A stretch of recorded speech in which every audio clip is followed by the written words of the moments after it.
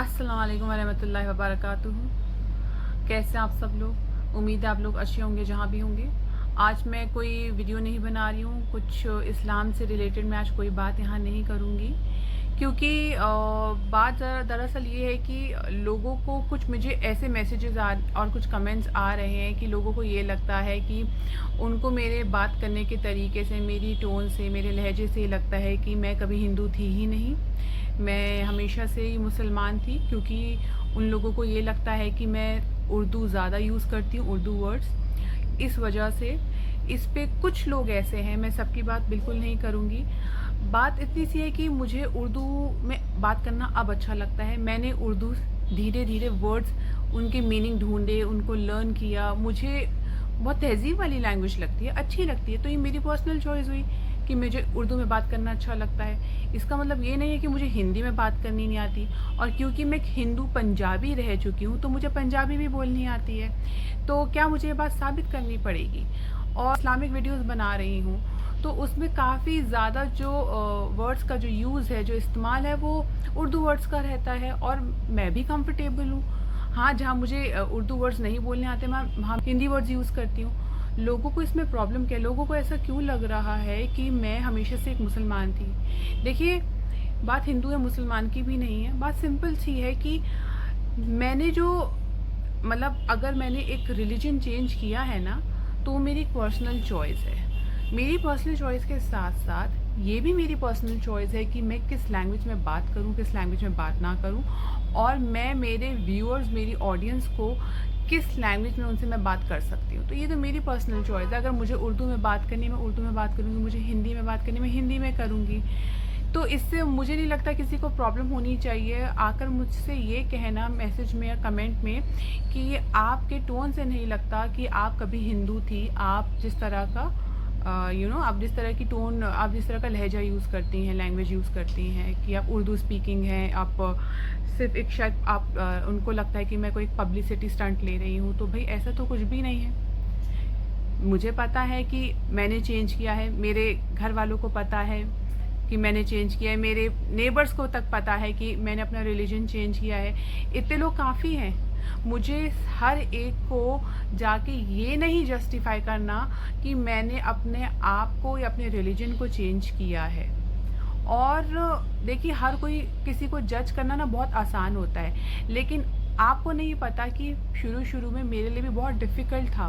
बहुत चीज़ें जो हैं मैंने अपने अंदर, इतनी चीज़ें मैंने अपने अंदर चेंजेस लेकर आए, और अब वो जो चेंजेस हैं अब वो मुझे अच्छे लगते हैं, मुझे अच्छे लगते हैं। मैंने तो कभी ये नहीं कहा ना कि मेरे हस्बैंड ने मुझे फ़ोर्स किया है। मैंने अगर अपनी वीडियोज़ में कभी ये कहा कि मेरे हस्बैंड ने मुझे फ़ोर्स किया है टू एक्सेप्ट इस्लाम, या मेरे हस्बैंड ने मुझे कभी ये फ़ोर्स किया है कि इस्लाम अगर तुम कबूल नहीं भी कर रही हो दिल से, तब भी तुमको रोज़े रखने पड़ेंगे या नमाज़ पढ़नी पड़ेगी, जब तक तुम दिल से कबूल नहीं कर लेती हो। तो ऐसा तो कुछ भी नहीं था। उन्होंने मुझे ये बोला था कि जब तक तुम्हारे ये बात दिल से नहीं आएगी, तब तक तुम्हें कोई ज़रूरत नहीं, चाहे वो पूरी ज़िंदगी ना आए। अगर मुझे पूरी ज़िंदगी लग जाती, पूरी एक मेरी लाइफ चली जाती, और अगर मैं दिल से इस्लाम ना कबूल करती, तब भी मेरे जो हस्बैंड थे ना, उनको कोई प्रॉब्लम नहीं थी। तो ये जो हुआ है ना, ये मेरे साथ, ये अल्लाह की तरफ से हुआ। अल्लाह की तरफ से मुझे हिदायत आई है।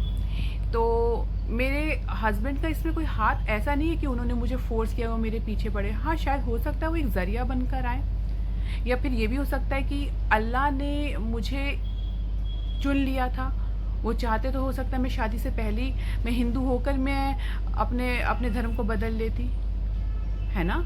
तो ये सब प्लीज़ इस तरह की बातें मत करें कि मैं कन्वर्ट हुई हूँ, और मैंने अपने आप को कन्वर्ट कर जो है मैं एक पब्लिसिटी स्टंट दिखा रही हूँ। और काफ़ी लोगों को ऐसा लगता है कि ये सिर्फ ऐसे बोलने के लिए बोल रही हैं, इनको कुछ हिंदू धर्म के बारे में नहीं मालूम, और ये सिर्फ इस्लाम धर्म के बारे में ही बात करती हैं। तो देखिए, हिंदू धर्म के बारे में मुझे कितना मालूम है, कितना नहीं, ये मैं जानती हूँ, मैं जानती हूँ। और मैं यहाँ पे किसी को यहाँ पे नहीं जस्टिफाई करूँगी ना, मैं एक्सप्लेन करने नहीं बैठी हूँ कि मैं कितना जानती हूँ और किस हद तक जानती हूँ। और मैं इस्लाम के बारे में पढ़ रही हूँ तो मुझे अच्छा लगता। अगर आप लोग भी इस्लाम के बारे में पढ़ना चाहते हैं, आप पढ़ सकते हैं, बेशक। मैंने तो किसी को नहीं रोका ना। तो अगर मुझे इस्लाम के बारे में और ज़्यादा जानकारी हासिल करना अच्छा लगता है, मैं आए दिन पढ़ती हूँ इस्लाम के बारे में। मैं अगर मुझे अच्छा लगता है यूट्यूब में काफ़ी ऐसे बड़े-बड़े स्कॉलर्स हैं, उनके वीडियोस देखना, और मुझे अच्छा लगता है कि जिस तरह के वो बयान दे रहे हैं, या फिर जिस तरह उन्होंने अगर कोई ये बताया कि इस हदीस में या इस कुरान के इस आयत में ये चीज़ है लिखी गई है, तो मैं जाके पढ़ती हूँ, उसके ट्रांसलेशन देखती हूँ और फिर मैं अपनी डायरी में नोट कर लेती हूँ। तो ये मुझे अच्छा लगता है और मैं फिर उसको कोशिश करती हूँ कि मैं खुद भी याद कर लूँ। मैं काफ़ी दुआएँ याद करने की कोशिश करती हूँ। तो ये सब एक मेरी पर्सनल चॉइस है।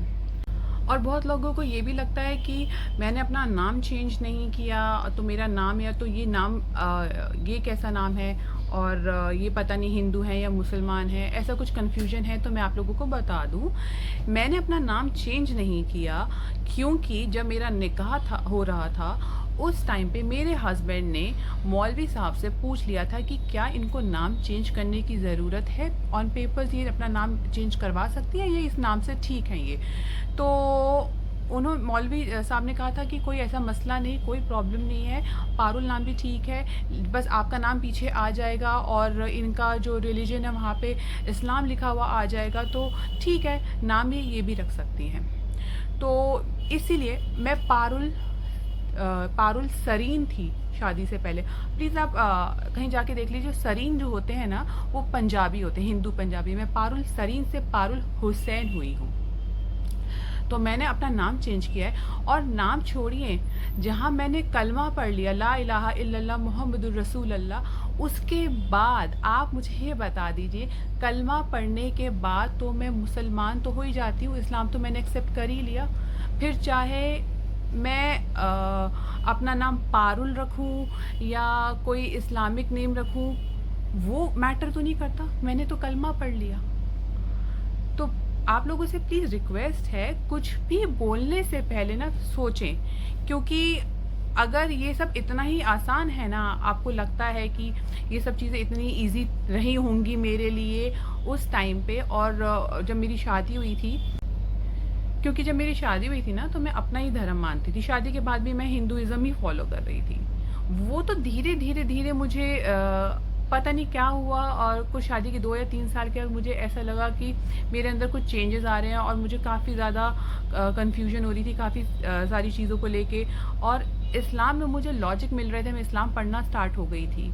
शादी के पहले 2 साल 3 साल मैंने इस्लाम पढ़ा भी नहीं था। मेरे हस्बैंड नमाज़ पढ़ते थे, 5 वक्त के नमाजी हैं वो, और मैं उनको देखती थी, लेकिन मैं अपना ही धर्म फॉलो कर रही थी तब भी। उन्होंने तो मुझे कभी ये नहीं कहा कि तुम अपना धर्म नहीं फॉलो कर सकती हो, उन्होंने मुझे ऐसा कभी नहीं कहा। उन्होंने कहा कि मैं तुम्हें फ़ोर्स करके इस्लाम में ला ही नहीं सकता, ये तो मेरे ऊपर गुनाह पड़ जाएगा।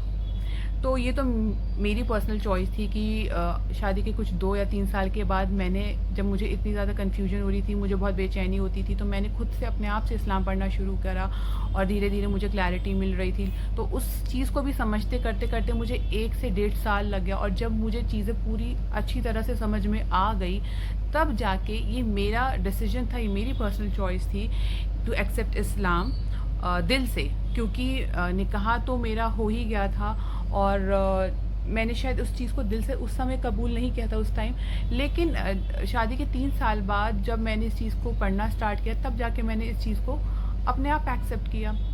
और मुझे नहीं लगता कि मुझे ये लोगों को बार बार बताना पड़ेगा, क्योंकि देखिए बहुत ज़्यादा ना बुरा लगता है, ठीक है, और क्योंकि हम सब में इमोशंस है ना, अच्छा लगना, बुरा लगना, रोना, गुस्सा, और अल्लाह ताला ने ना फ्री विल दी है, लेकिन उस फ्री विल का ना प्लीज़ मिसयूज़ ना करें, गलत इस्तेमाल ना करें। बोलने से पहले सोचें आप क्या बोल रहे हैं। जिस तरह से आपको हक है जीने का, या फिर जिस भी धर्म में आपको आना है, आप आएँ या ना आएँ, वो आपकी पर्सनल चॉइस है, ठीक है।